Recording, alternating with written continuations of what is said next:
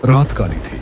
आसमान में बादल गरज रहे थे, बिजली चमक रही थी और हवा में मिट्टी और जलती लकड़ी की अजीब सी गंध थी। गांव के सारे घरों की बत्तियां बुझ चुकी थी। सिर्फ एक घर में हल्की सी लालटेन जल रही थी, रिहान का घर। रिहान अब अकेला रहता था। उसकी पत्नी नादिया की मौत को 3 साल हो चुके थे। लोग कहते थे नादिया की आत्मा आज भी उसी घर में भटकती है। रिहान इन बातों को अंधविश्वास मानता था, पर उस रात कुछ ऐसा हुआ जिसने उसके यकीन की जड़ें हिला दी। बारिश जोरों से पड़ रही थी।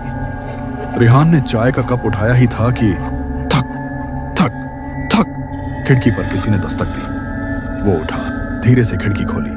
बाहर कोई नहीं था, सिर्फ अंधेरा, बारिश और हवा की सनसनाहट। अचानक बिजली चमकी और एक पल के लिए उसने देखा सामने वाले पेड़ के नीचे एक औरत का साया खड़ा था। लंबे बाल, सफेद साड़ी, झुका हुआ चेहरा। रिहान के हाथ से चाय का कप गिर गया। वो जल्दी से दरवाजा बंद कर अंदर चला गया। कमरे में अजीब सी ठंडक थी, जैसे किसी ने सांस रोक ली हो।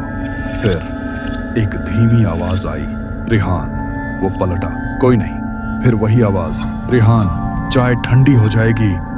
यह आवाज बिल्कुल नादिया की थी। रिहान का शरीर कांप गया, उसकी धड़कनें तेज हो गईं, होंठ सूख गए। वो चिल्लाना चाहता था, पर गला जैसे जम गया हो। वो बैठ गया, पसीने में भीगता हुआ। उसकी नजर सामने लगे पुराने आईने पर पड़ी। आईना बारिश से धुंधला था, पर उसमें किसी का अक्स साफ दिख रहा था।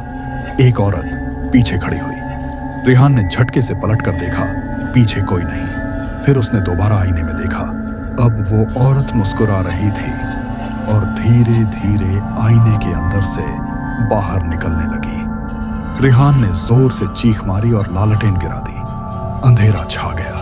अंधेरे में एक जानी पहचानी खुशबू फैली, नादिया के इत्र की।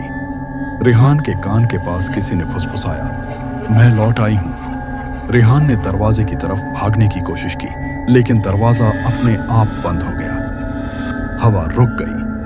बाहर बारिश थम चुकी थी, पर कमरे में किसी के कदमों की आहट गूंज रही थी। फिर दरवाजे के पीछे से वो निकली, भीगी साड़ी में, चेहरे पर मुस्कान, पर आंखें काली खाली, जैसे मौत ने इंसानी रूप ले लिया हो। रिहान पीछे हटते हुए बोला, नादिया, तुम मर चुकी हो, ये सब भ्रम है। औरत ने सिर उठाया, धीरे से बोली, अगर मैं मर चुकी हूं तो तुम जिंदा क्यों हो?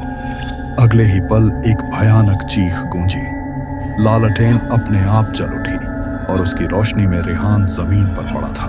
आंखें खुली, मगर जिंदगी गायब। उसकी गर्दन के नीचे पानी बह रहा था और कमरे की दीवार पर किसी के भीगे हाथों के निशान। लोग कहते हैं उस रात के बाद रिहान का घर वीरान पड़ा है। कोई वहां ठहरता नहीं।